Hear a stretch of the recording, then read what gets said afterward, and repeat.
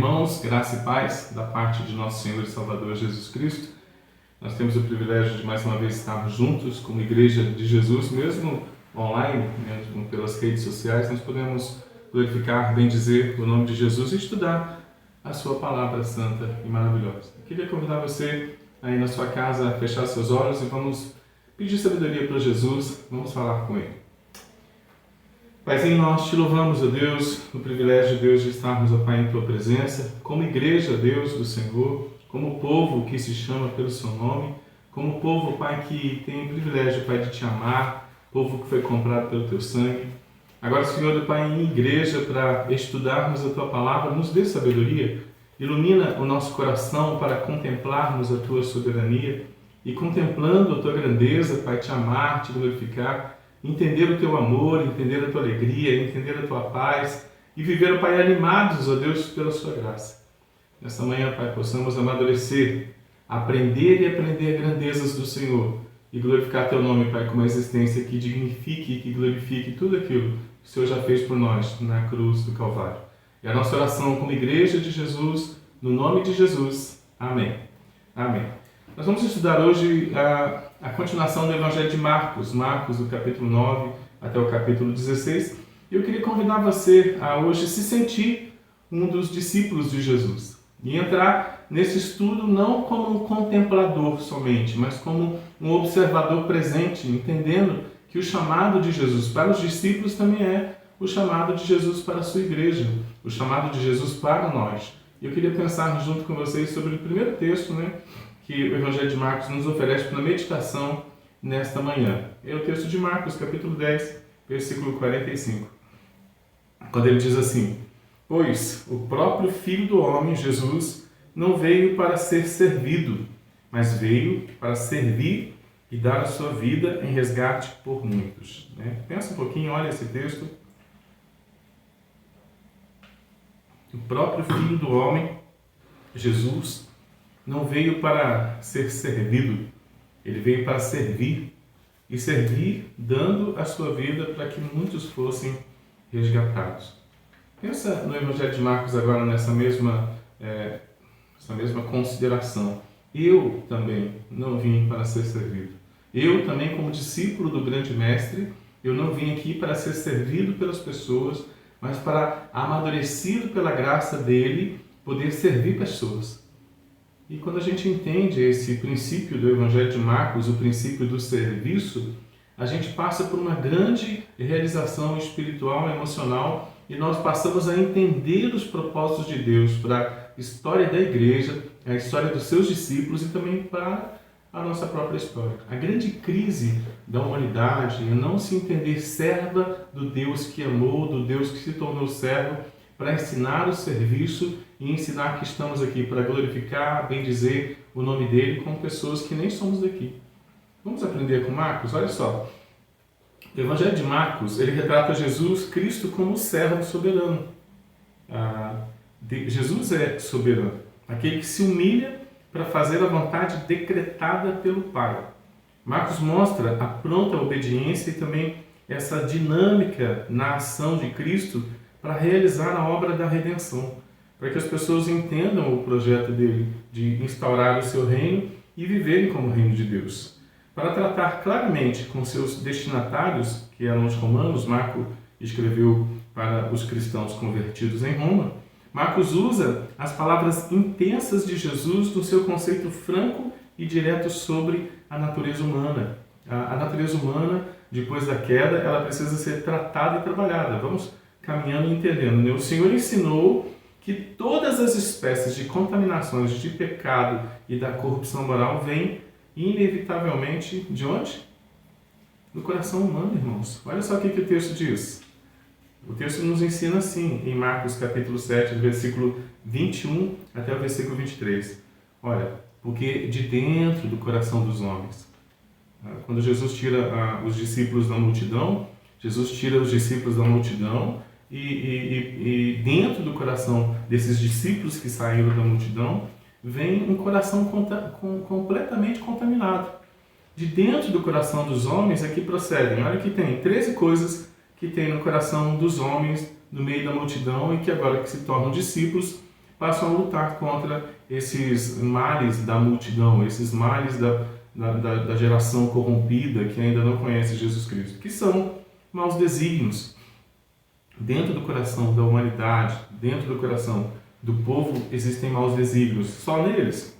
No deles e também nos nossos, só que a partir do momento que Jesus nos tira da multidão e vai nos transformando em discípulos, ele vai nos ensinando a combater os maus desígnios. Prostituição, no deles, na multidão e também nos nossos, só que agora, a partir do momento que nós fomos tirados da multidão, nós aprendemos a lutar contra a prostituição, os maus desígnios, os furtos, que acometem os corações da multidão e também os nossos, mas agora a sombra do Onipotente, nós aprendemos a combater como discípulos de Jesus isso que existe no coração. Os homicídios, essa vontade desesperada de enforcar de matar uma pessoa, estava e é normal no meio da multidão, mas agora como discípulos, o Senhor nos ensina a trabalhar isso no dia a dia. Os adultérios, que ainda continua grande, gritando no meio da multidão, continua grande, gritando no meio do povo de Deus, que agora combate isso, pautados e fundamentados no discipulado, na presença de Deus, na graça que nos foi confiada. A avareza, essa dependência do dinheiro, esse desespero pelo ter, pelo crescer financeiramente, está no coração da multidão, mas também está no coração dos discípulos que agora estão combatendo. As malícias, o dolo, a lascívia, os desejos exagerados da carne, todo tipo de perversidade sexual está na multidão, mas também está no meio do povo que precisa começar a combater isso agora, para a glória de Deus. A inveja, meu irmão, a querer aquilo que é dos outros, a blasfêmia, as reclamações, as indignações, as orações desesperadas, desenfreadas, também está no meio da multidão. A multidão quer ser atendida, quer receber pão, quer receber peixe, quer dinheiro, quer saúde. E quando Deus não dá, porque Ele não é obrigado a dar, as pessoas blasfemam do Senhor. A soberba, irmãos, essa coisa de se sentir melhor, maior, a loucura, todos esses males, pasmem, elas não têm a ação de espíritos malignos tentando o nosso coração, mas são ações, irmãos, da própria carne, da depravação do homem, a doutrina da depravação total do homem explica tudo isso. E o texto diz, olha, todos estes males vêm de dentro, habitam no coração do homem desde que ele pecou. E esses males têm contaminado o homem. E o que Jesus quer fazer agora, irmãos, é arrancar de nós essas contaminações através do discipulado, através do treinamento e através da consciência de que a gente precisa mudar o tempo todo. Aí, tem perguntas aí? Participações já? Não? Com base nessa expectativa, Jesus, nas duas partes finais, concentra sua atenção principalmente em quem? Nos discípulos, irmãos. Ele tinha toda uma multidão, mas ele prefere pensar do meio da multidão aqueles que vão dar continuidade ao ministério. Pois eles precisam entender, os discípulos precisam entender a grandeza do ato salvífico de Jesus. Os discípulos precisam compreender que aquilo que Jesus fez na cruz do Calvário é eficiente, suficiente, poderoso, majestoso, para que eles possam viver para a glória de Deus. Precisam entender agora que isso transforma os corações impuros em corações agora preparados para o crescimento. Um crescimento que vem do próprio Senhor Jesus Cristo. Os discípulos precisam entender, os discípulos precisam compreender que aquilo que foi feito na cruz do Calvário é tudo o que a gente precisava. Quem é discípulo não vive mais no desespero e no estresse da multidão, porque aquilo que foi feito na cruz do Calvário é eficiente e suficiente. Se o que foi feito por Jesus na cruz do Calvário não produz na gente satisfação, nada que seja feito depois disso vai produzir satisfação. A gente não vai se sentir amado, não vai se sentir alegre, em paz, não vai ter ânimo e vai viver o desespero da multidão. O que Deus está tratando nos nossos corações, o que Jesus vem tratar nos nossos corações é que a graça é tão poderosa que a graça agora é o combustível que nos mantém firmados em Jesus para vivermos plenos, amados, alegres, em paz, animados, com pensamentos na graça, com atitudes da graça que Jesus vai nos ensinar hoje o Evangelho de Marcos com muita fé enquanto lemos as Escrituras, com mansidão. O povo de Deus precisa de mansidão, mansidão para se relacionar com o próximo e dizer também mansidão para se relacionar com Deus, compreendendo que aquilo que Ele faz é muito bom. A gente tem que chegar a um ponto da nossa fé onde a gente afirma que todas as coisas, sabemos que todas as coisas cooperam para o nosso bem. Isso é uma fé madura, quando a gente reclama daquilo que Deus está fazendo e quando a gente se empenha em transformar aquilo que Deus está fazendo, nós estamos blasfemando e reclamando da ação soberana de Deus. Deveríamos estar pedindo sabedoria para o Senhor. Devemos pedir sabedoria para o Senhor, porque Ele nos treina exatamente para termos sabedoria. Termos sabedoria e uma ação animada, com pensamentos animados e atitudes animadas acerca da vontade dEle e a nossa relação com o nosso irmão e a nossa relação com o nosso próximo. Somos discípulos. E eu queria convidar você a pensar como discípulo. Discípulo que foi arrancado do desespero, do estresse, da angústia da multidão para viver amados, alegres, em paz e animados agora na esfera da graça soberana de Jesus Cristo. Somos discípulos, não somos da multidão. Embora muitos discípulos estejam se comportando como gente da multidão. Você tem se comportado como gente da multidão? Muitas vezes nós nos comportamos como gente da multidão. E eu falo isso para vergonha minha e às vezes falo isso para vergonha da própria igreja. Não podemos nos posicionar mais como gente da multidão, estressada, desesperada, que ainda não entendeu o que foi feito na cruz do Calvário, que ainda não compreendeu o tamanho da graça, o tamanho do poder do Senhor Jesus Cristo. Paulo vai ensinar isso para os Efésios, para que, entendendo aquilo que foi feito por Jesus, eles se vistam de toda a armadura de Deus e possam resistir nos dias maus. Dias maus são ambientes de treinamento dados pelo Senhor Jesus Cristo para a nossa maturidade espiritual e para que, através da nossa maturidade espiritual, possamos então glorificar e bendizer o nome de Jesus Cristo. Que interessante, né? No capítulo 8, Jesus explica por 3 vezes a natureza do seu reino. E, portanto, ele explica do crescimento espiritual que é gerado no reino de Deus. Mesmo com o coração confuso dos discípulos, e discípulo é normal que se tenha um coração confuso, Jesus mostra em palavras e atitudes que o reino chegou. A presença do reino de Deus e agora o impacto deste reino sobre os discípulos e através dos discípulos, para que toda a humanidade fosse impactada pela consciência do governo soberano, absoluto e único de Jesus Cristo. Olha que diz que coisa bonita, né? Jesus entrando em Jerusalém, finalmente entrando em Jerusalém, no capítulo 10 até o capítulo 15, conduzindo a sua história ao ápice da sua história, entrando em Jerusalém agora como rei, as multidões agitadas, entusiasmadas, mas com uma oposição gigante.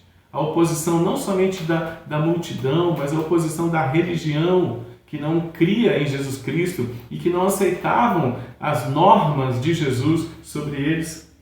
Nesse contexto ali, Jesus é julgado, Jesus é condenado, Jesus é entregue aos romanos para ser executado numa cruz como rei dos judeus.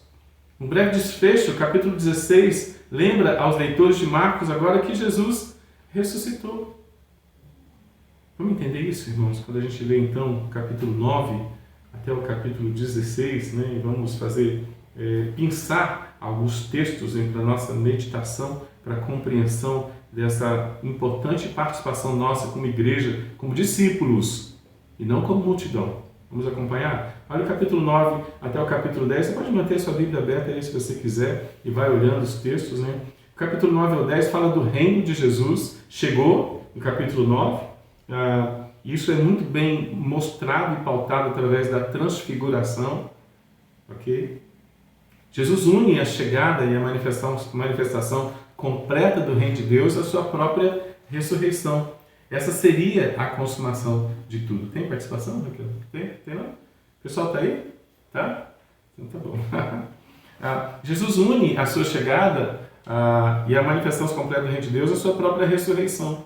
Quando Jesus ressuscita, quando ele morre e ressuscita, se consolida tudo o que a gente precisava, tudo que a igreja sempre precisou para viver para a glória de Deus. Jesus veio, Jesus chegou na história, abriu a história, na plenitude do tempo chegou, viveu em obediência completa e absoluta, morreu por nossos pecados e ressuscitou pleno.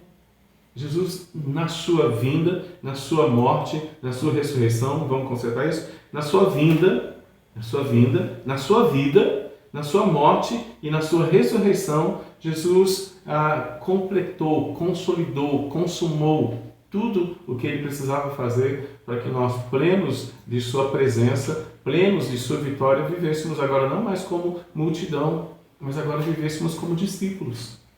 Está entendendo?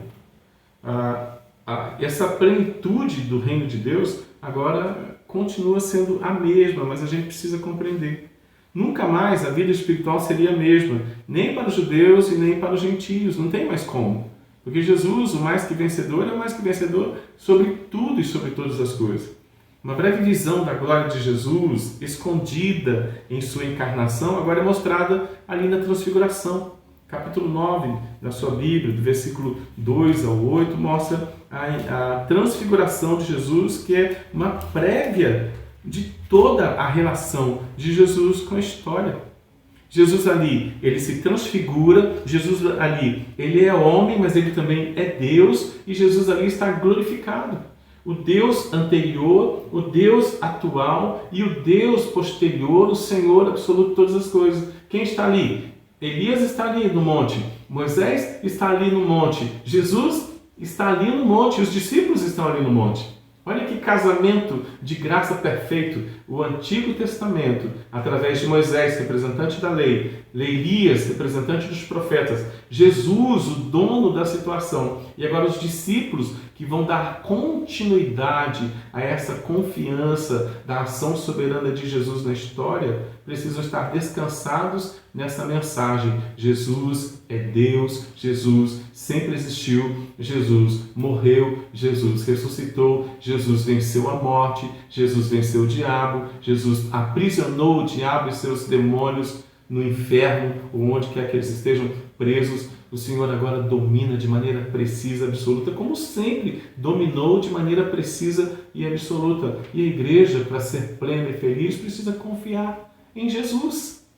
O Monte da Transfiguração, essa encarnação, mostra a glória eterna de Jesus o tempo todo. Ali na Transfiguração, os discípulos Tiago, João e Pedro conseguem contemplar Jesus na sua plenitude. Na plenitude que ele é hoje. Capítulo 9 anuncia que Jesus é pleno e que nós somos plenos nele. Pedro fica tão feliz, vamos ficar aqui. Não é ficar ali com a glória de Deus, é descer aqui com a glória de Deus e implantar através do conhecimento daquilo que é a realidade, a única realidade existente no universo. Jesus Cristo é o Rei, diácono, servo encarnado que viveu, morreu, ressuscitou e é o dono de tudo. Qual é a mensagem nossa? É essa. A mensagem da igreja é essa. E esse tem que ser o nosso foco, assim como também esse era o foco deles. Esse era o foco. O reino estabelecia agora uma visão muito mais abrangente do que a vida espiritual baseada nos rituais dos judeus e na confusão religiosa dos gentios. Não dava mais para viver em cima da confusão nem dos rituais judaicos e nem da confusão religiosa dos gentios. Agora, a visão não era mais a religião superficial da terra. A visão era o Cordeiro Todo-Poderoso, o Leão da tribo de Judá, habitando agora conosco, habitando o coração dos discípulos e governando de maneira precisa, profunda e absoluta toda a humanidade. Uau! Quanta coisa boa escondida aqui no Monte da Transfiguração, mas sim. A visão correta da manifestação do Reino de Deus continua sendo a chave para o desenvolvimento de uma maturidade cristã autêntica, muito bem solidificada. E percebam, discípulos de Jesus, percebam que todas as vezes que nós nos esquecemos disso, o estresse vem, a tristeza vem, a angústia vem, a tristeza maior, a super tristeza dos últimos 50 anos vem, as pessoas estão se sentindo depressivas. Eu estou sem projeto de vida, eu não estou me sentindo amado, eu não tenho alegria, eu não tenho paz, eu não tenho ânimo. Isso se chama ausência de conhecimento da grandeza de Jesus. Mariana, tem participação? A Cosma colocou: tudo que é mal sai do nosso pensamento e precisamos clamar ao Senhor. Isso é tão importante, Cosma. Tudo que é mal sai tanto do nosso pensamento que isso deveria ser a nossa oração. Porque quando Jesus ensina a orar ao Pai Nosso, Jesus está ensinando a gente a olhar para o reino como reino absoluto, mas a gente como gente dependente do reino absoluto, ao ponto de dizer, livra-nos do mal, não nos deixe cair na tentação.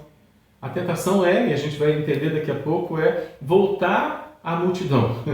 Voltar às angústias da multidão. Isso é uma tentação constante, porque de vez em quando a gente parece não acreditar na soberania absoluta de Cristo e a gente começa a olhar para a multidão. E isso faz a gente afundar nas angústias e a ausência de percepção da grandeza de Jesus. A gente pega a síndrome da multidão e começa a se arrastar desesperadamente atrás dos desesperos da multidão. Jesus venceu, irmãos. Nós somos mais que vencedores. Muito bem, Cosmo. Quem mais? O Alcino colocou: o primeiro ponto do calvinismo fala que somos depravados e por isso somos levados quase sempre pela multidão e não conseguimos enxergar o que Deus quer de nós.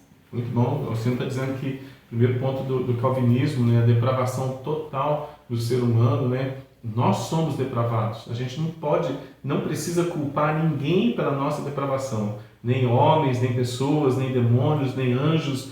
Nós somos depravados por natureza. Jesus afirmou, de dentro do coração do homem tem 13 coisas horríveis, irmãos. Dentro do coração da multidão tem 13 coisas horríveis, que a multidão não combate, mas os discípulos precisam combater.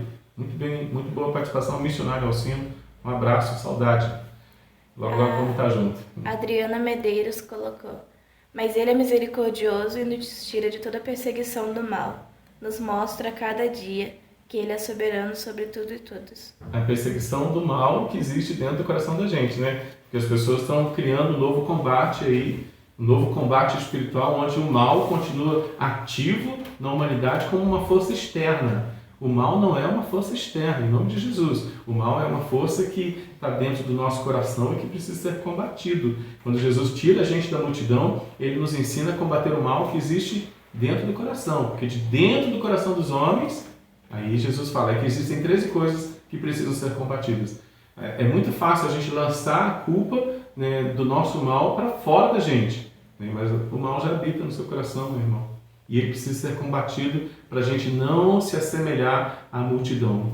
O Senhor Jesus nos tirou do meio da multidão para um discipulado, um apostolado, uma visão profética acerca da sua glória. Nós não somos da multidão. A multidão pensa que o mal que eles têm, igual Adão e Eva, o mal vem de pessoas, o mal vem do inimigo, o mal está habitando no coração da gente.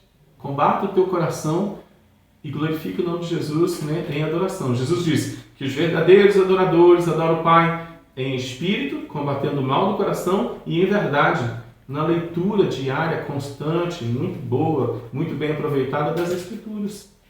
Olha quanta coisa linda e santa a gente está aprendendo aqui na meditação de Marcos, do capítulo 9 até o capítulo 16. Pensando verdades e realidades acerca do reinado de Jesus, mas a nossa prática no dia a dia acerca do reinado de Jesus Cristo. Ok? Mais alguém? Mais alguma participação? Jesus, ele aparece lá no Monte da Transfiguração com um corpo glorioso. Tudo historicamente e eternamente já está consolidado, consumado. A lei, representada por Moisés e os profetas, representados por Elias, cumprem o que todo o Antigo Testamento tinha falado, profetizado acerca do Messias. Jesus uniu o ensino da lei e as palavras dos profetas nele mesmo. Ou seja, lei e profeta falam de Jesus. A Bíblia, de Gênesis a Apocalipse, ela é cristocêntrica. Ela lança toda a glória para Jesus. Tudo que é na Bíblia lança a glória para Jesus. Ele uniu o ensino da lei e as palavras dos profetas nele mesmo. Esse é Jesus e tudo converge para Jesus. Tudo o que acontece converge de alguma maneira para a glória de Jesus Cristo. Aí Jesus, irmãos, continua seu ministério curando, ensinando e se faz necessário lembrar aos discípulos da importância do serviço e da humildade. Quando Jesus cura, irmãos, Jesus está tirando o povo da multidão para um aproveitamento espiritual. Comece a observar assim. Mesmo depois da visão gloriosa do estabelecimento do reino de Deus, os discípulos passam a conversar agora não sobre o reino de Deus. E aí está a primeira coisa que precisa ser arrancado da multidão e que está no capítulo 9. Né? Os discípulos agora estão perguntando e dialogando, mesmo o reino de Deus sendo implantado pelo glorioso, maravilhoso Jesus Cristo, eles estão conversando sobre qual deles é o mais importante ali no reino de Jesus Cristo. Eita! Se ajuntaram, foram arrancados da multidão, contemplam a grandeza de Jesus, acabam de contemplar a grandeza de Jesus. Jesus cura um jovem possesso, ali no capítulo 9, e de repente Jesus afirma: eu vou morrer para ressuscitar, para que vocês compreendam a transfiguração de maneira definitiva. Jesus ressuscitado, Jesus dono da história, Jesus dono da história antiga, dono da história atual, dono de toda a história, planejador, escritor de toda a história. Mesmo assim, irmãos, Jesus tira um espírito maligno de um jovem possesso, mas agora precisa arrancar o espírito maligno desses discípulos que estão possessos também pela necessidade de mandar no reino de Deus. E eles começam a falar agora, baixinho, um com o outro: quem é que vai mandar aqui? Quem é que vai mandar aqui? E Jesus ouve e fala assim: o que vocês estão conversando aí? Eles estavam conversando sobre quem era o maior no reino de Deus. Talvez João pensasse: eu sou o maior porque eu sou o melhor amigo de Jesus. Pedro dissesse: eu sou o maior porque eu sou o mais entusiasmado. Talvez André pensasse: eu sou o maior porque eu não estou preocupado com nada daquilo que eles estão preocupados.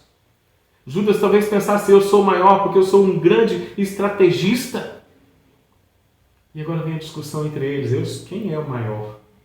Irmãos, na multidão é normal a gente pensar em quem é o maior, mas no reino de Deus o maior é aquele que serve a todos. E eu amo agora o que Jesus faz, porque agora Jesus coloca uma criança no colo para explicar para os discípulos, para arrancar esse demônio do coração dos discípulos, essa soberba do coração dos discípulos, arrancar essa carnalidade do coração dos discípulos. Ele coloca uma criança no seu colo. Pacientemente, Jesus chama uma criança e a partir deste ato, onde as crianças representam cada um dos discípulos, Jesus ensina que a simplicidade e a humildade são muito mais valiosas do que a ambição de ser o primeiro e de ter o destaque em todas as coisas. Não somos nós os importantes. O importante é Jesus. Capítulo 9, versículo 36 até versículo 37, Jesus diz assim: trazendo uma criança, colocou-a no meio deles e tomando-a nos braços, disse-lhes: qualquer que receber uma criança, tal como esta, em meu nome, a mim me recebe. E qualquer que a mim me receber, não recebe a mim, mas aquele que me enviou. Olha que interessante, irmãos. Os grandes são aqueles que se importam com os pequenos, com a multidão, e começa a colocar a multidão no braço, no colo, para treinar a multidão acerca de Jesus. O grande é Jesus. Jesus nos colocou no colo e hoje, como discípulos, nós estamos sentadinhos no colo de Jesus para aprender, para apreender que quem manda, quem é grande de verdade, o grande adulto da história é Ele. E nós estamos em treinamento. Nós somos essa criança. Mostra, Mateus, essa criança no colo de Jesus. Essa criança aí no colo de Jesus somos eu e você, irmãos. Sou eu, o pastor Edivaldo, que ainda não sabe de tudo, que não sabe as coisas direito. É minha esposa, é minha família, é a igreja presbiteriana. São as pessoas que no meio da crise, no meio da situação difícil, precisam voltar para o colo de Jesus para aprender e apreender sobre a graça soberana de Jesus. Jesus é o Senhor da história e Ele tem nos colocado no colo para nos ensinar isso. Participação, Mariana? A Cosma colocou: se Jesus não morresse na cruz por nós, não haveria salvação. E o presbítero Osias colocou: mas vós não sois assim. Pelo contrário, o maior entre vós seja como o menor. Mas vós não sois assim. O maior entre vós seja... E aquele que dirige seja como que ser. Como que serve. Serve. Serve. Nós somos chamados, irmãos, hoje para assumir o papel de Jesus na humanidade, colocar as pessoas carentes no colo e ensinar sobre aquele que é maior. Aquele que é maior. Aquele que é maior. Só tem um que é maior. É Jesus, e é isso que ele está ensinando para a gente.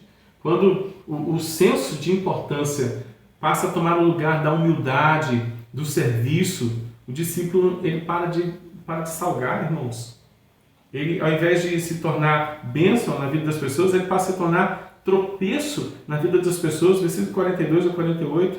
E eles deixam de ser sal da terra. Quando o senso de importância toma o lugar da humildade, do serviço, o discípulo volta a ser multidão. Ele deixa de salgar.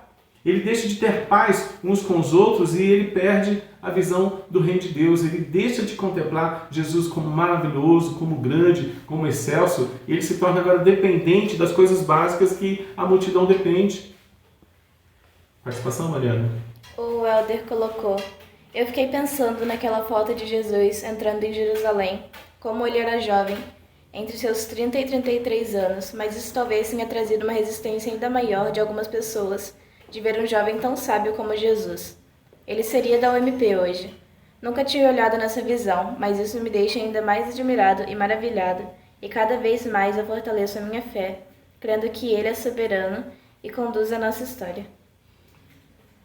É interessante um jovem, Jesus, né, com tanta sabedoria, né, e ele com seus 12 anos de idade também com sabedoria, porque dentro do contexto da família, dentro do contexto de José e Maria, eles já estavam treinando Jesus no Antigo Testamento para ser um homem que glorificava o nome de Deus na sua história.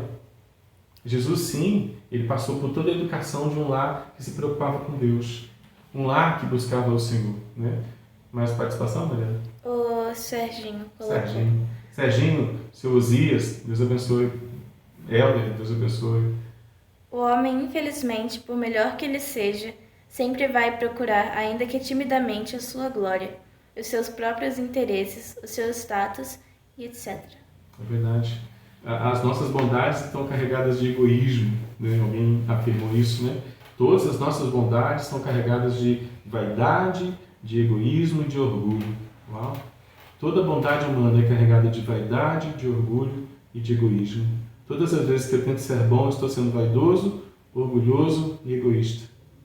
Por isso que eu preciso olhar para Jesus, assimilar os preceitos dele, sentar no colo de Jesus, olhar para ele, aprender dele, apreender dele e viver para ele. Isso vai me trazer muito amor. Isso vai me trazer muita alegria. Isso vai ser a nossa paz. E isso será o nosso ânimo. Somente Jesus pode fazer isso conosco. Se a gente começar a procurar senso de importância, a gente vai naufragar na fé. Este tema é novamente falado nas instruções seguintes, no capítulo 10, versículo 13 ao versículo 16, quando Jesus abençoa as crianças, onde Jesus o situa em contraste agora as crianças com os ricos. As crianças correm até Jesus, os ricos não precisam, eles dependem do dinheiro. A riqueza aqui também é o dinheiro, mas a riqueza também é as pessoas se sentirem prontas, com sabedoria e não precisar de Jesus Cristo. Os ricos, para quem é difícil entrar no reino de Deus, acontece agora um choque para os discípulos, já que tudo o que eles imaginavam é que a riqueza estava relacionada com uma vida abençoada. Olha que interessante, né? A história se repete. Jesus ele fala assim, olha, ser humilde, ser dependente é mais importante do que ser rico e inteligente. Deu uma riminha. Ser humilde e dependente é mais importante do que ser rico e inteligente. O que a gente está buscando? Tem gente que só pensa assim, eu vou ter a sabedoria do mundo e vou ter as riquezas do mundo. Você não foi chamado para isso. Você foi chamado para buscar em primeiro lugar o reino de Deus e a sua justiça, e as demais coisas vos serão acrescentadas dentro do planejamento eterno de Jesus Cristo para você e sua família. Nós não estamos aqui para ganhar o mundo e perder a alma. Nós estamos aqui para servir a Jesus Cristo onde quer que Ele deseje que nós o servamos. Estamos aqui com uma família, temos o nosso trabalho. O trabalho não é para ganhar dinheiro, o trabalho é para servir Jesus Cristo fora de casa, desenvolvendo nossa vocação e nosso talento. Estudamos, irmãos, não para sermos inteligentes com a sabedoria do mundo, mas para sermos úteis em lugares que Deus vai nos plantar como filhos da luz, como servos do Senhor. O Senhor pega uma criança, o Senhor trabalha com uma criança e faz um contraste agora com os ricos no capítulo 10. Jesus fala com o jovem rico, conversa com o jovem rico do versículo 17 até o versículo 31 e fala para ele, fala assim, olha, você sabe tanto da Bíblia, agora só te falta abrir mão dos tesouros do mundo e a gente vai andar junto. Para ele, os tesouros do mundo são mais importantes que os tesouros do céu e ele não quer agora andar com Jesus Cristo. Mariana, participação? A Cosma colocou, não sabemos de nada, o saber vem de Deus. A Merceia colocou, assim como Jesus nos tirou da multidão, devemos também, como discípulos do Senhor, ajudar a outros a saírem da multidão, com amor e humildade. O Helder colocou, discípulos não devem correr atrás das demais coisas. E a Dona Licéria colocou, Muito Licéria. em verdade vos digo, quem não receber o reino de Deus como uma criança, de maneira nenhuma entrará nele. Marcos 10, 15. A humildade da criança agora é prerrogativa para a compreensão da grandeza e soberania de Jesus Cristo. A humildade de criança, Jesus está dizendo assim, abre mão dos conceitos errados que vocês têm. Porque dentro dos conceitos errados que eles têm no capítulo 10, eles acham que ser rico é ser abençoado. Agora Jesus está dizendo, não, ser criança em aprendizado é ser abençoado. Se submeter ao governo, ao ensinamento do grande rei, do único rei, do Todo-Poderoso, agora é o grande ensinamento. É interessante que nesse contexto aqui também, lá vai os nossos irmãos Tiago e João pedindo grandeza para Jesus. A gente um quer sentar do seu lado esquerdo, outro quer sentar do seu lado direito no seu reino, porque a gente quer ser importante. Aí Jesus, no finalzinho do capítulo 10, ele cura um cego. Na verdade, quando ele quer arrancar essas definições erradas dos discípulos, ele vai curando pessoas que têm relação com aquilo que os discípulos estão fazendo. Querer ser o maior, querer ser importante, são grandezas do mundo. Querer ter dinheiro são grandezas do mundo. As crianças precisam do colo do Pai.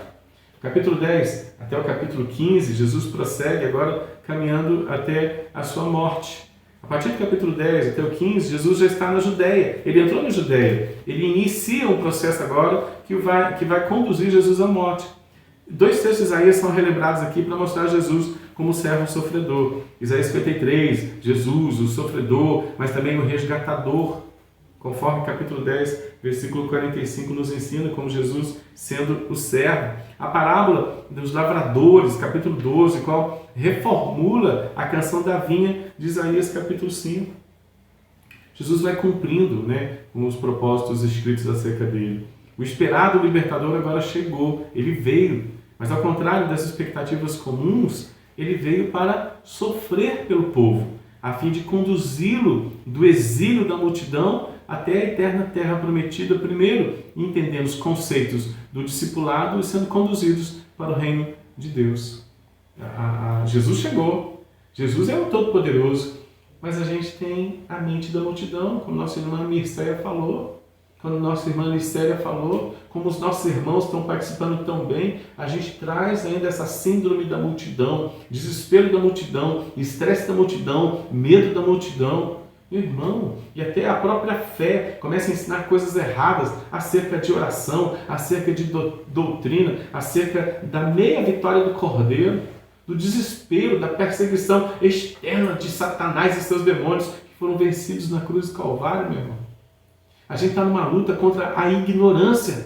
A gente precisa conhecer aquilo que já foi feito e entender que aquilo que foi feito supre todas as necessidades espirituais que a gente tinha para nos arrancar do meio da multidão e nos posicionar como filhos, como discípulos, eleitos do Senhor para compreender, aprender as realidades sobre o governo absoluto de Jesus. Ele é o grande rei, ele é o todo-poderoso.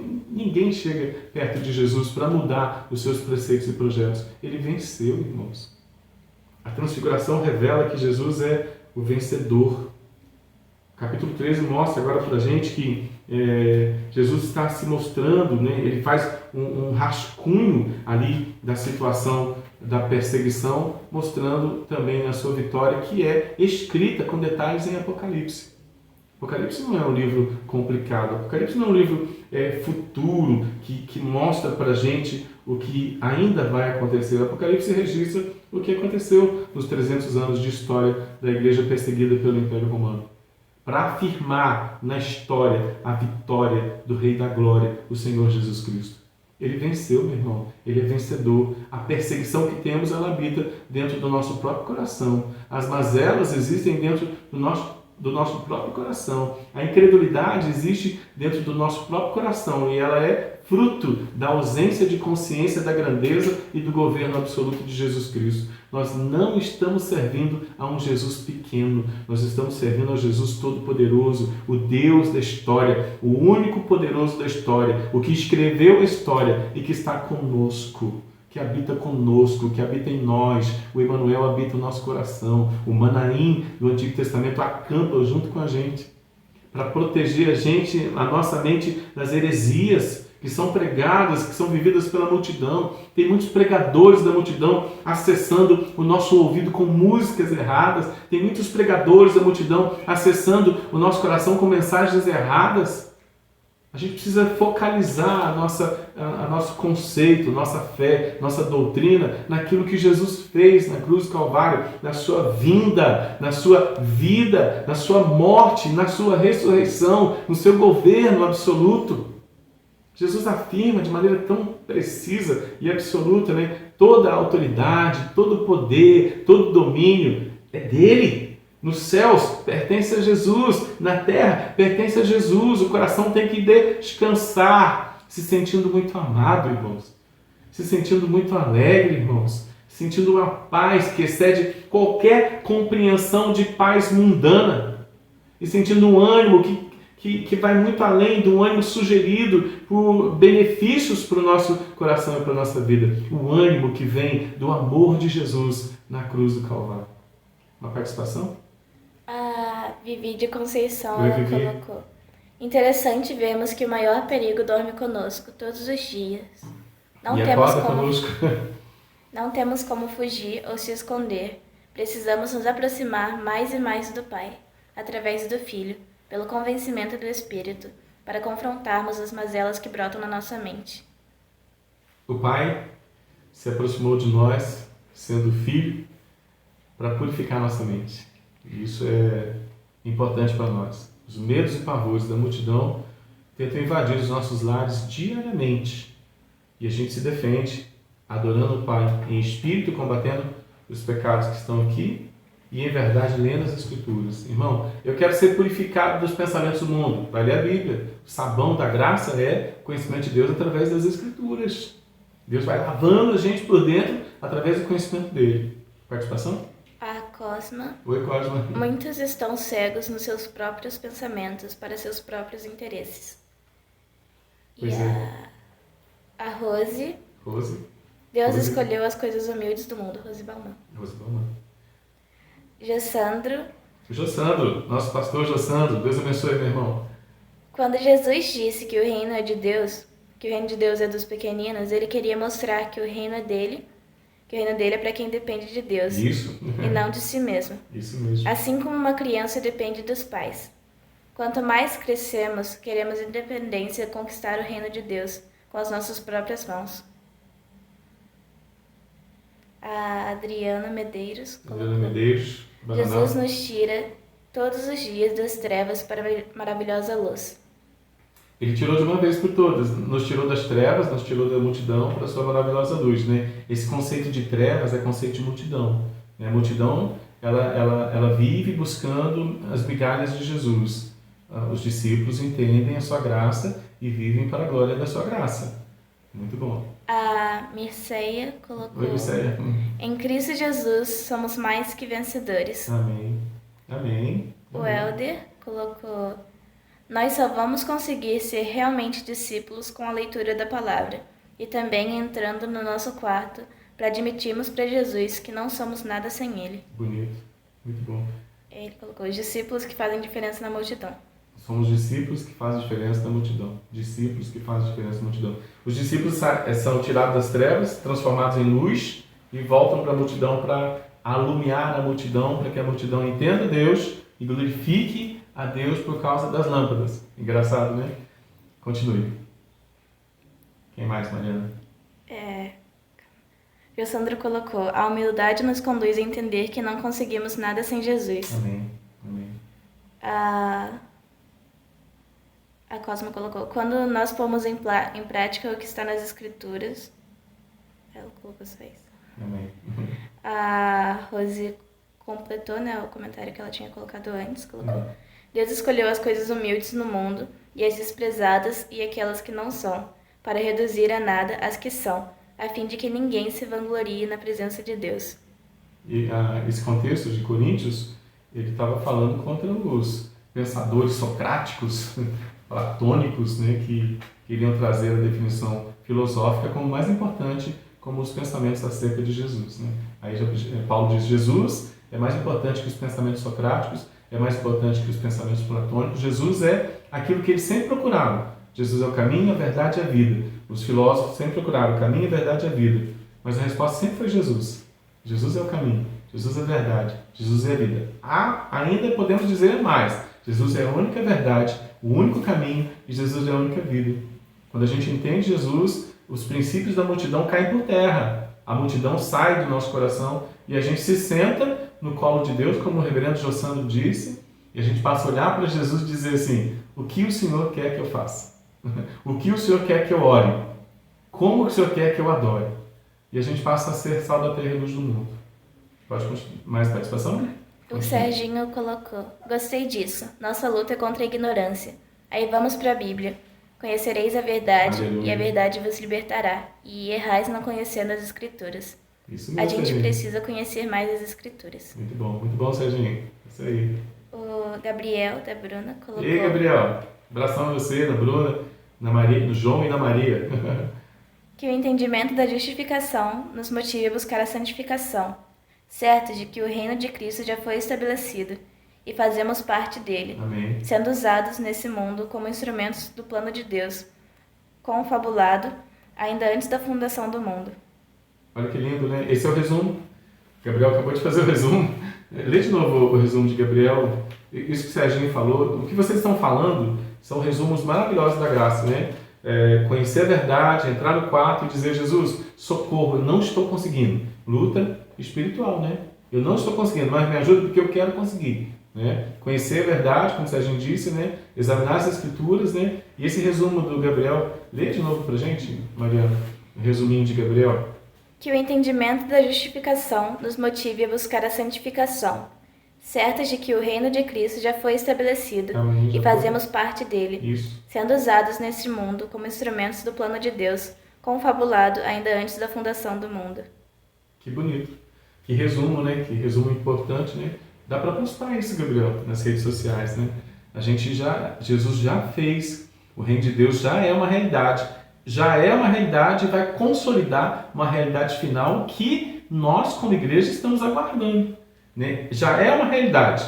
O reino de Deus já é uma realidade. Aqui, na mente, na consciência, e aqui, na prática. O reino de Deus é consciência e prática. Né? Eu tomo consciência daquilo que foi feito e isso muda meu ânimo, muda minha alegria, muda meu amor, muda minha paz. Me coloca numa prática de pensamentos e atitudes que glorificam o nome de Jesus. Eu passo a ler a Bíblia, correr para o quarto e dizer assim: Senhor, não estou conseguindo ainda, mas eu quero conseguir. Essa é a realidade do cristão. Ele precisa de fé ao conhecer as Escrituras. As Escrituras vão trazer para ele mansidão, no sentido de adequar o seu organismo, a confiança no Senhor, e mansidão para se relacionar com as pessoas, irmãos. Domínio próprio, para entender que Jesus está no controle, e domínio próprio, para contar para as pessoas que Jesus está no controle. Interessante, o fruto do Espírito Santo serve para mim e serve para o próximo que está próximo. O próximo que Jesus colocou próximo de mim. O meu Simão. André tinha um irmão chamado Simão. Ele conheceu Jesus, entendeu Jesus e correu contar para seu Simão o que Jesus tinha feito na vida dele. Meu irmão, em nome de Jesus, se você entende o que está sendo falado para você, se você compreende que você foi pensado da multidão para ser discípulo, aprenda, apreenda, torne isso prático no seu dia a dia, no seu organismo e vá pregar isso para as pessoas que Deus já colocou para perto de você. Pessoas inventam eventos, né, de pregação. Vamos fazer um culto evangelístico, vamos fazer isso evangelístico. Meu irmão, você já é evangelístico. A sua existência é uma existência de consciência e por ser uma existência de consciência, você já é evangelístico. Tem gente que estuda com você, tem gente que mora do lado da sua casa, tem gente que trabalha com você, tem gente que Deus já colocou na sua vida. É claro que a gente respeita, como o amado reverendo Jossandro, que tem um chamado específico para sair do seu contexto, mas o contexto onde a gente mora já é o contexto onde Deus coloca a gente para ser discípulo, sal da terra, luz do mundo e bom perfume de Cristo. Que Deus abra os nossos corações para entender a sua grandeza. Que Deus abra os nossos corações para a compreensão do seu governo. Que isso acalme o nosso coração em qualquer momento histórico, para que acalmando o nosso coração, Jesus seja glorificado, a gente vá amadurecendo, o Evangelho seja pregado, Jesus seja adorado e a gente viva com satisfação. Como diz o cântico, né? Satisfação é ter a Cristo no coração. Eu nunca lembro a letra. O pessoal do fundo aí, me ajude aí. Vai, Mariana, dá uma palhinha para nós aí. Vai. Satisfação é ter a Cristo, não há melhor. Prazer já visto, só de Jesus. E agora eu sinto satisfação sem fim. Sim, paz, sim, gozo na aflição. Achei o segredo, é Cristo no coração. Aleluia. A satisfação, irmãos, é a compreensão do governo de Cristo. Fé é consciência na soberania absoluta de Jesus Cristo. Fé é consciência de que Jesus escreveu a história. Fé é a consciência de que Jesus entrou na história. Fé é a consciência de que Jesus é o dono da história. Fé é a consciência de que Jesus não nos deixa sozinhos na história. Nós não estamos sozinhos no nosso discipulado. Estamos assentados no colo de Jesus para aprender da sua grandeza. Lembra que eu disse para você? Se sinta um discípulo? Se sinta parte deste treinamento espiritual? A missão aos gentios conduz à finalização da história da redenção, irmãos. O reino não é exclusivo para os judeus, mas a graça alcança, através dos discípulos, todas as famílias das nações. Alcança famílias de todas as nações. O templo restaurado com o rei de Israel, capítulo 11, Jesus entra em Jerusalém. Depois você dá uma olhadinha. Jesus entra em Jerusalém, encontra uma figueira sem fruto, entra no templo para purificar o templo e ensinar sobre a sua autoridade e trazer para eles a consciência da fé. O templo restaurado com o rei de Israel, capítulo 11, versículo 17, é a casa de oração, de adoração, de conscientização para todas as nações, conforme Isaías capítulo 56, versículo 7. A função do templo, além de ser um ambiente de adoração, é um ambiente de conscientização para que todas as nações entendam o governo absoluto de Jesus Cristo.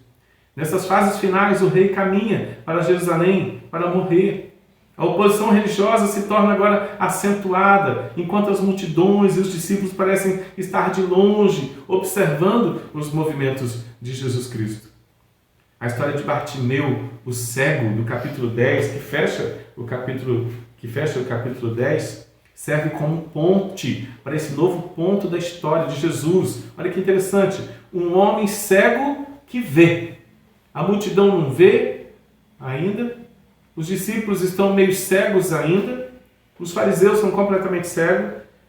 Um cego que vê Jesus como Filho de Deus volta a ver, ao passo que os que veem não reconhecem, não conseguem reconhecer o Filho de Davi, e permanecem cegos. Olha que interessante o capítulo 11 e o capítulo 12. Participação, Mariana? Gilmar colocou: Presbítero Gilmar. a nossa própria existência precisa ser de testemunho. Assim começa o evangelismo. E o Jossandro colocou: Reverendo Jossandro. lembrando que o gadareno liberto queria seguir a Jesus, mas o mestre disse para ele ficar entre os seus, para falar o que Deus fez por ele. Maravilha. Ou seja, testemunhar aos que estavam em Gadara. Aí ele completou: quando Jesus voltou à região e as pessoas ficaram sabendo, correram ao seu encontro e trouxeram os doentes para serem curados por causa do testemunho do gadareno liberto. Amém. Quando a gente entra na história das pessoas, quando os discípulos entram na história da multidão, a multidão quer a cura dos discípulos. A multidão quer o toque de Jesus, a multidão quer o treinamento de Jesus. A multidão deixa de ser multidão quando os discípulos se tornam sal da terra e luz do mundo na vida da multidão. Está entendendo, meu irmão? A gente está compreendendo a história de Bartimeu, a história de alguém que não enxerga, mas enxerga, é a história dos discípulos, a multidão e a religião que acha que enxerga e não enxerga e que precisa enxergar. Bartimeu tem o segredo: filho de Davi, tem misericórdia de mim. Se a gente está com síndrome de multidão no coração, se a gente está com síndrome de religião no coração, a gente precisa ser liberto deste demônio, a gente precisa ser liberto dessa cegueira e clamar: Jesus, tem misericórdia de mim. E aí aquilo que o presbítero Sérgio disse, né? A gente vai ser curado com Bíblia, com o conhecimento de Deus, porque o conhecimento de Deus é que liberta, é o que cura a gente da síndrome da multidão, que tira a nossa cegueira, que tira os nossos fantasmas, as nossas fobias, as nossas angústias, os nossos desesperos, os nossos estresses e a doença da moda, que tira a depressão. A gente precisa de Jesus. Jesus já deu o segredo: vinde a mim. Manda para mim. Vinde a mim os que estão cansados e sobrecarregados. Vem cansado, vem sobrecarregado e eu vou aliviar você. Mas o segundo plano para arrancar a multidão do seu coração é conhecimento de mim. Porque conhecimento de Jesus tira os pesos da alma. Jesus diz: aprendei de mim. E ele conclui dizendo assim: e encontrarei descanso para a alma. A pior coisa que existe, irmão, é a alma cansada. A alma cansada no meio da multidão é normal, mas a alma cansada no meio do povo de Deus não deveria ser normal. Não deveria ser normal. Se a tua alma está cansada no meio não da multidão mais, mas agora no meio da graça, se a tua alma está cansada, desesperada, isso é a ausência de conhecimento de Jesus. É necessário dobrar o joelho hoje diante de Jesus. Fazer como o nosso irmão Helder disse: entra no teu quarto, dobra o joelho, chora na presença de Jesus e fala para Jesus trabalhar o seu coração. Jesus pode mudar a consciência de multidão. Jesus pode tirar a síndrome da multidão. Jesus pode tirar esses demônios da nossa mente. Jesus pode tirar essa cegueira dos nossos olhos. Jesus pode fazer isso. Ele tem poder para fazer isso. Você está entendendo essa palavra? Se você está ainda identificando síndromes da multidão no seu coração, você está entendendo que está dormindo com fantasmas, está acordando angustiado, está indo dormir angustiado, está perdendo sono, está desesperado, estressado, meu irmão, você precisa de Jesus Cristo. Isso é síndrome da multidão no meio do povo que deveria estar pleno, amado, alegre, em paz e animado. Não é normal a gente dizer: eu estou tão desanimado, eu não me sinto amado, eu estou sem alegria, eu estou sem paz, eu estou sem ânimo. Isso não é normal. Isso é síndrome da multidão. E a gente precisa trabalhar isso em oração. Jesus, tira isso do meu coração. Em conhecimento de Deus, em adoração, lutando contra os pecados da nossa alma e lendo a Bíblia para que a gente seja trabalhado e deixe de ser cego. Com 3 ações simbólicas, proféticas, Jesus se apresenta a Israel agora como o seu rei, que há muito tempo estava sendo esperado. Ele entra em Jerusalém de maneira triunfal. Ele encontra em Jerusalém, irmãos, uma figueira que não produz figo. Crente que não produz adoração, não tem satisfação, não tem santificação e que não serve para nada. Um povo levantado para ser povo que não produz fruto. Então ele entra em Jerusalém E a purificação do templo significa agora preparar a figueira para novamente produzir fruto. Mariana, participação? Presbítero Rodrigo colocou: Ô, Rodrigo aí. não podemos jamais viver de eventos. O nome já diz, evento. Evento. Passa rápido. O que Cristo quer de nós, como discípulos, é que andemos na pegada do Mestre, vivendo uma vida de santificação diária, mortificar a carne e vivificar o espírito, para contagiar as pessoas à nossa volta, como um evangelista por onde passarmos. É interessante que eu gosto de isso que o Rodrigo falou, vou sintetizar no versículo, quando 1 de Pedro 3,15, quando é o texto de meditação, é o ano da proclamação, né? E Jesus está abrindo as portas mundiais para a proclamação de sua grandeza. E quando a gente santifica Jesus como Senhor no nosso coração, 1 de Pedro 3,15, antes de santificar a Cristo como Senhor no coração, as pessoas vão olhar para a gente e perceber a atitude de discípulo, não a atitude de multidão. Porque a multidão não tem Jesus como Senhor. A multidão tem Jesus como aquele que dá pão, aquele que dá peixe, aquele que dá dinheiro e dá saúde. É isso que a multidão quer de Jesus. Os evangelhos mostram a multidão. Eles gostam de pão, eles gostam de peixe, eles gostam de dinheiro e eles gostam de saúde. Mas eles não têm Jesus como Senhor. Aí Pedro diz assim, santifica Jesus como Senhor no coração, na consciência, porque daí a multidão vai te procurar para pedir razão da esperança que você tem. Qual é o motivo da sua esperança no meio de toda essa crise?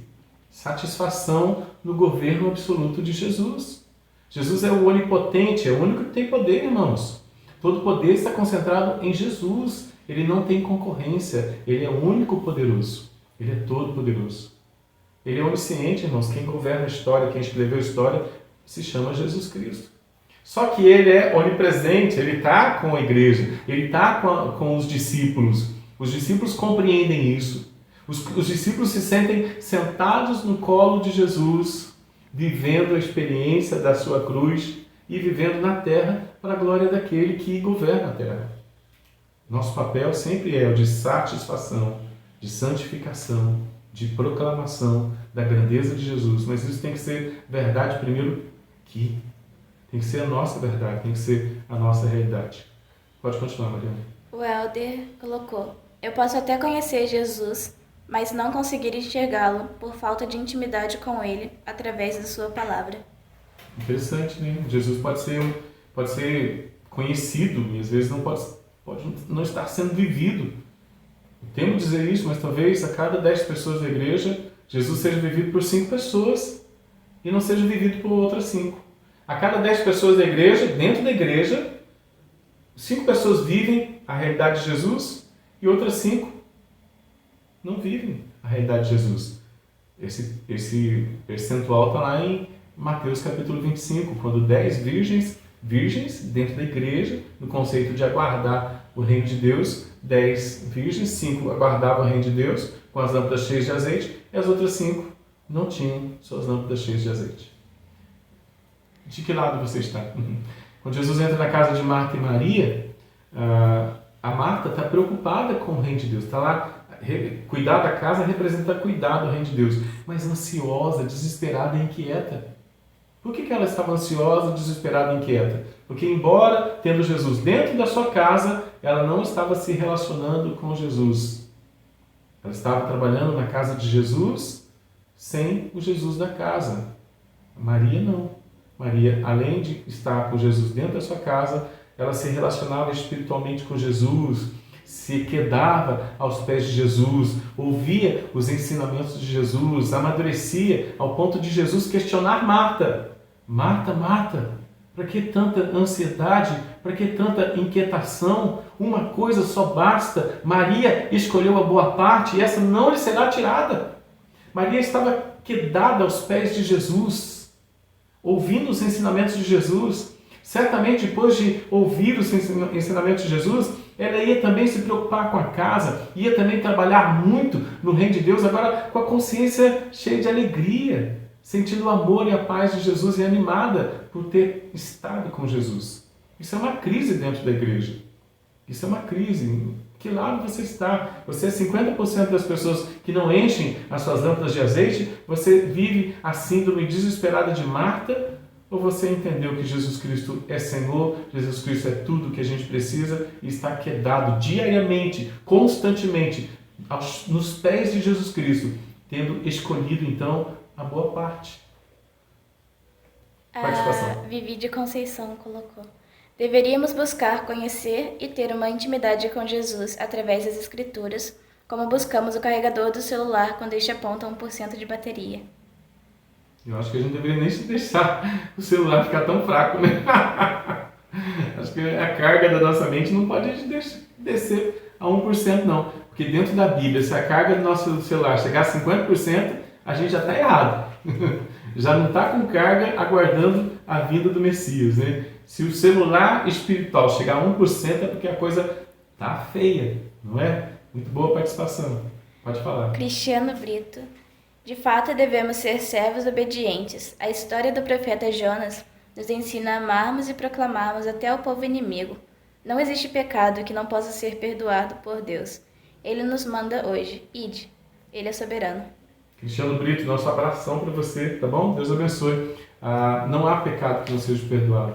A gente sai da multidão, entra para o discipulado, e no discipulado Deus vai matando esse fermento da multidão, esse fermento da religião. O Senhor vai arrancando do coração da gente para a gente se aproximar dele, glorificando e bendizendo o nome do Senhor. Quando Jesus entra em Jerusalém, ele encontra com uma figueira que não está dando fruto. Nós somos essa figueira. Nós somos figueiras que precisamos produzir frutos. Aí Jesus vai limpando a gente, vai purificando o nosso coração para a gente se tornar figueira que produz fruto. Amém? O Senhor chega subitamente ao seu templo e traz consigo o julgamento, conforme Malaquias 3:1. É Jesus que chegou ali. Jesus chegou no templo para limpar o templo. Jesus chegou no templo para tirar a falsa religião, para tirar as heresias, para tirar os falsos cânticos, as falsas mensagens, para levar-nos a uma consideração acerca do seu domínio, da sua soberania, do seu governo. Jesus limpa o templo. Jesus purifica o templo, né? E esse capítulo 11 é importante, porque a figueira estava sem fruto. A figueira precisava produzir fruto novamente através do conhecimento de Jesus Cristo.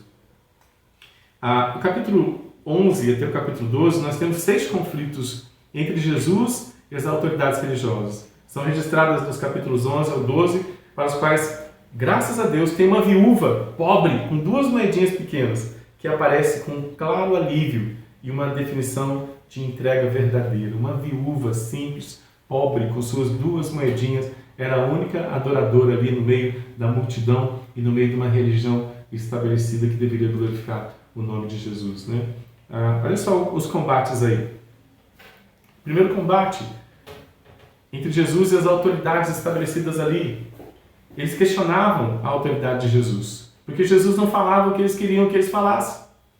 Eu creio que nos dias de hoje há um monte de igreja que ia falar para Jesus: Jesus, o Senhor não ora certo. Jesus, o Senhor não adora certo. O Senhor não prega certo.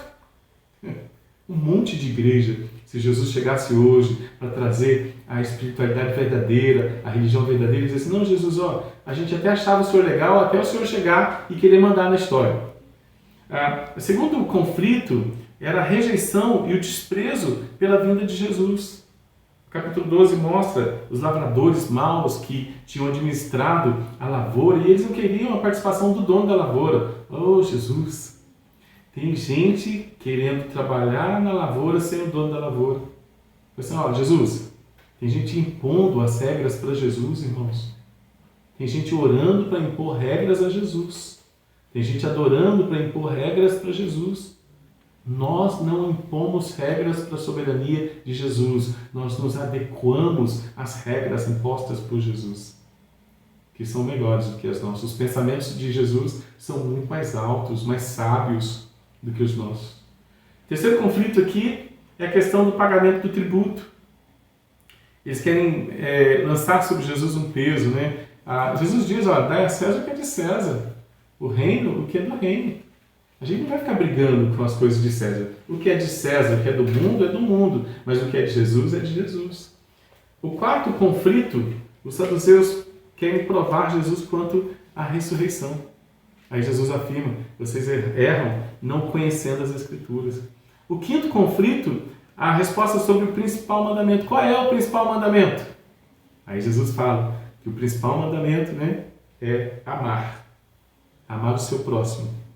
Colocar o seu próximo na realidade de sair, de tirar dele a síndrome da multidão, a angústia da multidão e carregar seu próximo para um discipulado.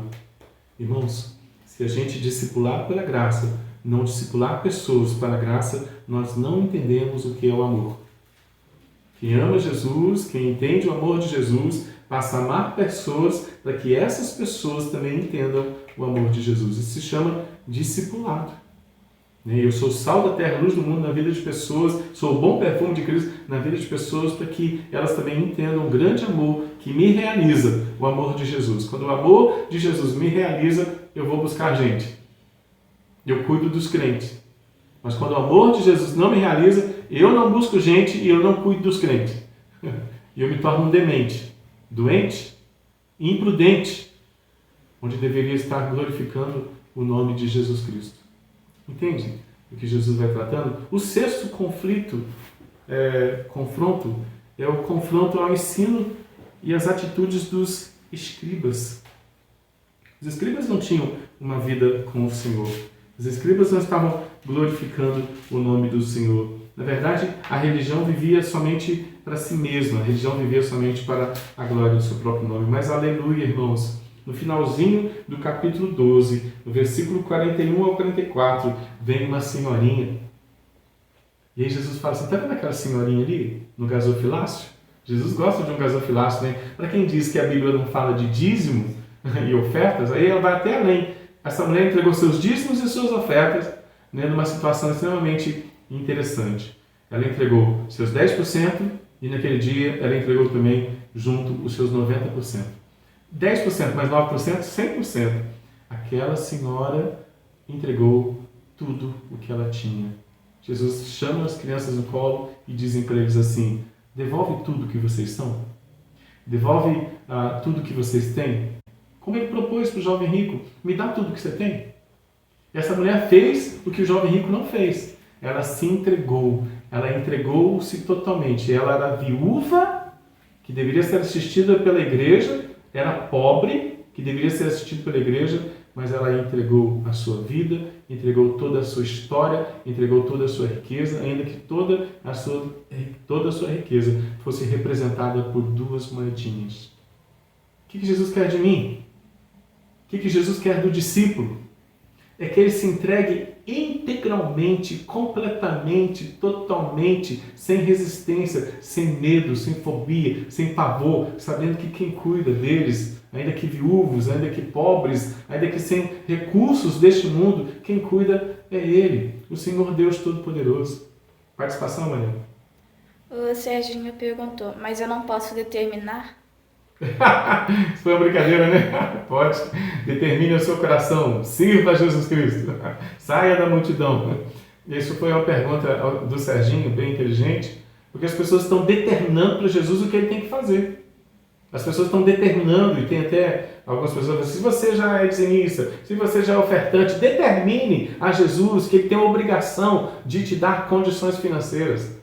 Irmãos, espera aí, né? O que mais, Daniela? A Vivi colocou, somos tão egocêntricos que temos dificuldade de entender a soberania.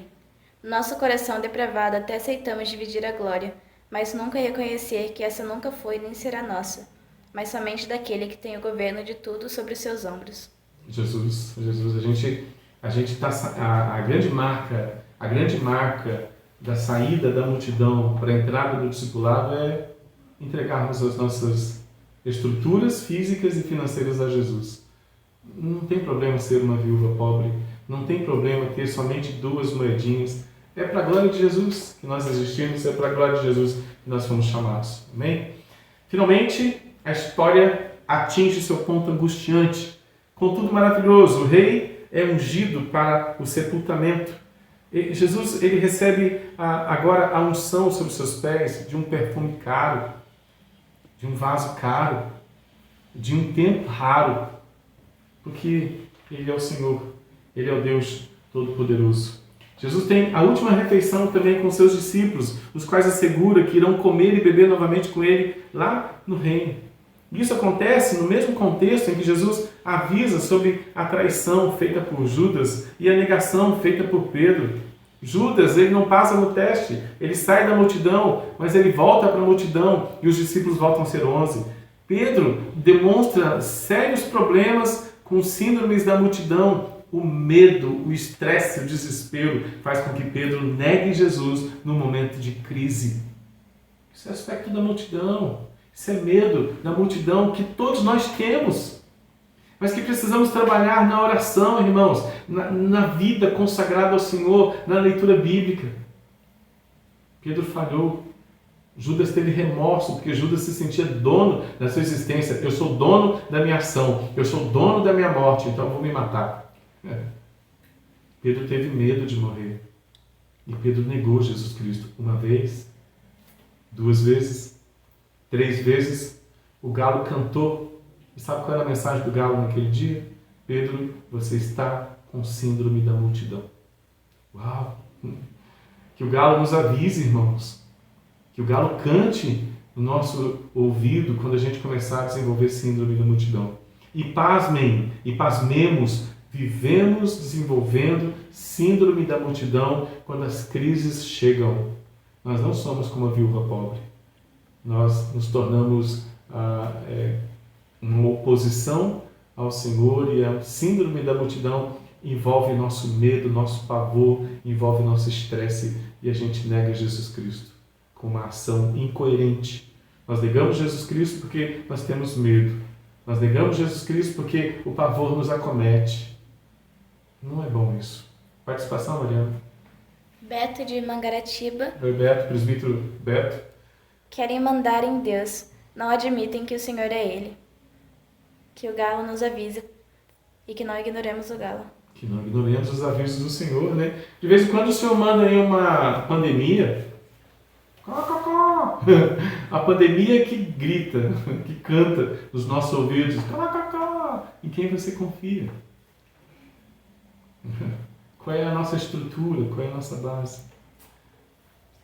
Ok, irmãos. Jesus é levado embora para ser humilhado pela oposição religiosa, que reflete a nossa oposição. Eles cospem no Messias antes de entregá-lo aos romanos. Desprezo pelo Messias, pela pessoa do Senhor. Desprezo dos lavradores da vinha do Senhor. Entregam aos romanos para ser executado por meio da crucificação como o rei dos judeus. Isso não é um elogio. Eles estão zombando de Jesus Cristo. Essa afirmação pejorativa do tipo, veja o que foi feito com quem se dizia ser rei dos judeus, capítulo 15, 18, é vista por Marcos como uma verdade sobre Jesus. Ele de fato é o rei, ele de fato é o Messias, ele de fato é todo-poderoso, ele de fato é o Deus do universo, ele é o eu sou. O eu sou do livro de João sou eu, disse Jesus. O eu sou do livro de Êxodo sou eu, disse Jesus. O dono da história e dono da criação sou eu. João diz com todas as letras, Jesus Cristo é o Senhor, Jesus Cristo é Deus, Jesus Cristo é o Pai, é o pastor, é a porta, é o caminho, é a verdade, é a vida, Jesus Cristo é tudo. Jesus Cristo é o Senhor. Participação, Mariana? Serginho colocou que a gente consiga ouvir o canto do galo. Amém. E o presbítero Rodrigo colocou: essa é a essência humana, sempre querendo estar no centro das coisas. Essa é a essência humana. Que o mundo gira em torno do homem. Mas, na verdade, Jesus Cristo nunca perdeu o seu trono. Amém. Nele tudo se sustenta. Glórias a Deus pelo seu controle soberano. E o Marlon colocou: Ô, Marlon aí. A palavra de Deus diz que ainda que falássemos as línguas dos anjos, se não houvesse amor, de nada adianta. A intelectualidade acaba levando as pessoas à soberba. A palavra é para nos levar a um nível de santidade, e o resultado tem que nos levar a essa linda obra de amor. Isso mesmo. Irmãos, a gente a hora foi, né? Eu nem tinha percebido a hora. Minha equipe técnica nem me avisou da hora. Que delícia, né? Que horas são? 10h20. 10h20? Isso. Então a gente tem mais uns 10 minutos, né? É 10h30. Renata? Renata. Cadê a Renata? Renatinha. Ok.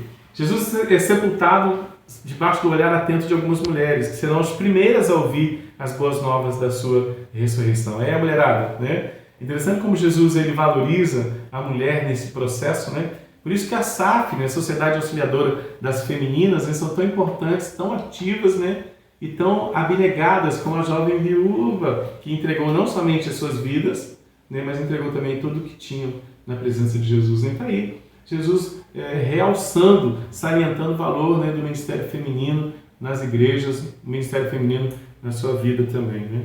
Ele é sepultado, ressuscita e as mulheres o enxergam primeiro, contemplam primeiro, né? Sabem primeiro da sua ressurreição. O capítulo 16, estamos chegando no final, né, irmãos? Mais uma participação, depois a gente caminha. Pode falar. Vanderleia colocou. Vanderleia. Nessas horas de pandemias e outras dificuldades secular, o Senhor é lembrado como Senhor. Vários pedidos de socorro, orações e dedicações. Mas e nos outros dias? Onde está o Senhor em nossas vidas? Pois é, e nos outros dias? Cadê Jesus, né? A pandemia faz a gente pregar, né? Faz a gente pregar, não, Jesus está no controle.